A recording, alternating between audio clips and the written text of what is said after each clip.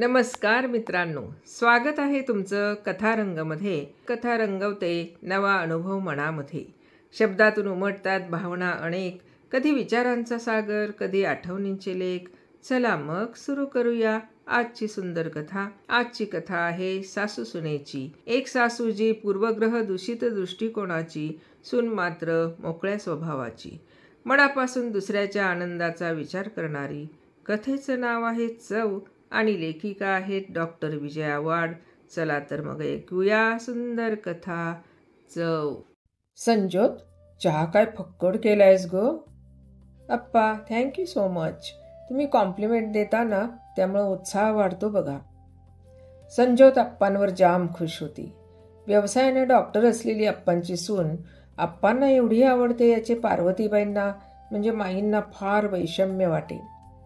आणि तसं ठेचून काढल्याशिवाय बायकांना चैन कुठं पडतं म्हणा. त्या झोपाळ्यावर बसल्या होत्या, हलका असा झोका घेत होत्या. टाकून बोलावं तसं म्हणाल्या, चहाचं मेलं काय कौतुक. तुझ्या का पोटात दुखतं ग? अप्पांनी सवाल केला. 30 वर्ष झाली ना आपल्या लग्नाला. हो मग, त्याचा संजोतशी काय संबंध आहे? अप्पांना कळेनाच. 30 वर्षात माझ्या एका तरी पदार्थाची स्तुती केलीत? अप्पा एकदम मूक झाले. आईच्या आठवणीने गलबलले. त्यांना कितीतरी बोलायचं होतं, पण आईचा धाक सारं आठवलं. शंकर, आल्या आल्या बायकोला डोक्यावर बसवू नको हो. हे छान झालं, ते छान झालं. बायका बोडक्यावर बसतात आणि मग तिथंच राज्य करतात. शंकर्या लवकर टक्कल पडेल आणि ती मिऱ्या वाटत हिंडेल. बायकोला शेफारून ठेवलीस तर निळकंठागत होईल हो अवस्था. निळकंठ हा शंकरचा मोठा भाऊ होता आणि त्याची बायको महाजहांबाज होती. निळकंठ ही फक्त तिची प्रॉपर्टी होती जणू. लग्न कुटुंबाशी नव्हते. फक्त नील तिचं नाव हो लाडके. होय, नीलशी होते. सासू सासऱ्यांना तोडून बोलण्यात पटाईत. माझा नवरा आहे. कबूल, तुम्ही जन्म दिलात, पण तुमच्या बायोलॉजिकल नीड्सचाच तो आविष्कार ना. अहो, जन्माला घातलं तर खाऊ पिऊ घालणं, शिकवणं ही कर्तव्यच आहेत आईबापांची. 26 वर्ष दाबात ठेवलात ना नीलला. आता पुढली सर्व वर्ष मोकळं सोडा माझ्यासाठी. फाड फाड बोलणं नुसतं. निळकंठ बुजरा, कात्रीत सापडलेला. इकडं बघू का तिकडं बघू असं बहुतेक नव्या नवरोजींसारखा बावरलेला. शेवटी व्हायचं तेच झालं. निळकंठला बकोटीला धरून त्याची पत्नी माहेरी गेली. घर जावई हो, दीर दुरावला कायमचा. आता असं झाल्यावर माई अप्पा ताक सुद्धा फुंकूनच पिणार ना. मग अप्पांना वाटे संजूला स्तुतीनं बांधून ठेवावी, तर माईंना वाटे संजोची जेवढ्यास तेवढे ठेवावे. माई भजनासाठी देवळात निघून गेल्या आणि अप्पा झोपाळ्यावर बसले. संजोतनं स्वयंपाकाला बाई ठेवली होती. माईंनी थोडी चिडचिड केली तेव्हा ती म्हणाली, माई, माझा दवाखाना सकाळी 9 ते 12 आणि सायंकाळी 6 ते 9:30. जेवण कधी बनवू मी? शिवाय जी स्वयंपाकाची बाई ठेवील तिचा पूर्ण पगार मीच देईल ना. तुम्ही किती वर्ष पोळ्या लाटायच्या, गॅसपाशी उभे राहायचे. तुम्ही आरामात जगावं आणि माझं जीवन सोपं व्हावं यासाठी ही ॲडजस्टमेंट आहे माई. ही दवाखान्यात जाणार आणि आपल्याला करावं लागणार असं काहीच नव्हतं ना. मग गप्प बसल्या माई देवळात गेलेल्या. आता असं झाल्यावर माई अप्पा ताक सुद्धा फुंकूनच पिणार ना. मग अप्पांना वाटे संजूला स्तुतीनं बांधून ठेवावी, तर माईंना वाटे संजोतशी जेवढ्यास तेवढे ठेवावे. माई भजनासाठी देवळात निघून गेल्या आणि अप्पा झोपाळ्यावर बसले. संजोतने स्वयंपाकाला बाई ठेवली होती.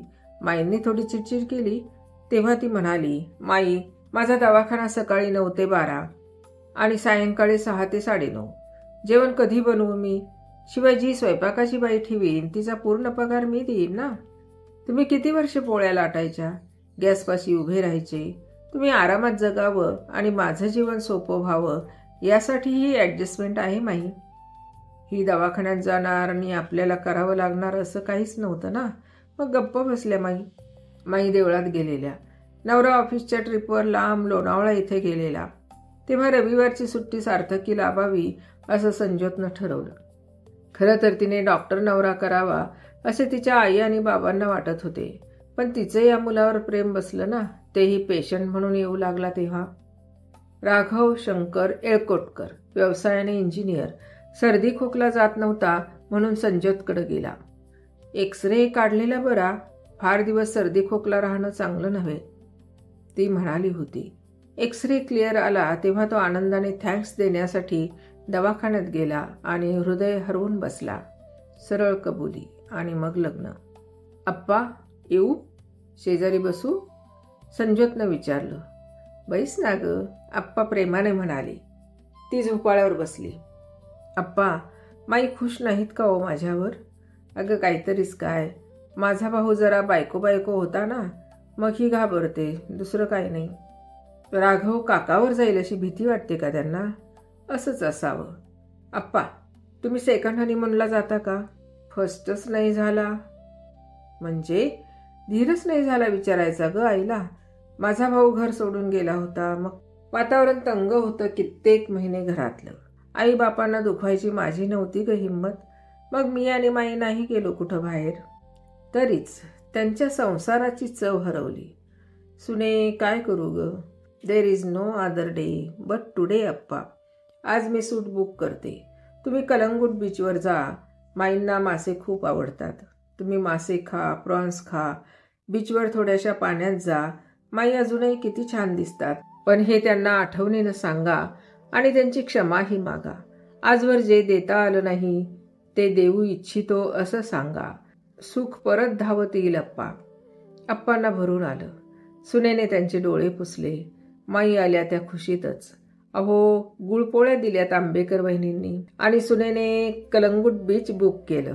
अख्खं एक सूट आपल्यासाठी. अजून किती छान दिसतेस पारू. माई खुश. जिभेवर गुलाबजामची चव. जीवन चवदार तो सब कुछ चंगा. खरं ना मित्रांनो? कशी वाटली कथा? आवडली असल्यास लाईक, शेअर आणि सबस्क्राईब करा. धन्यवाद.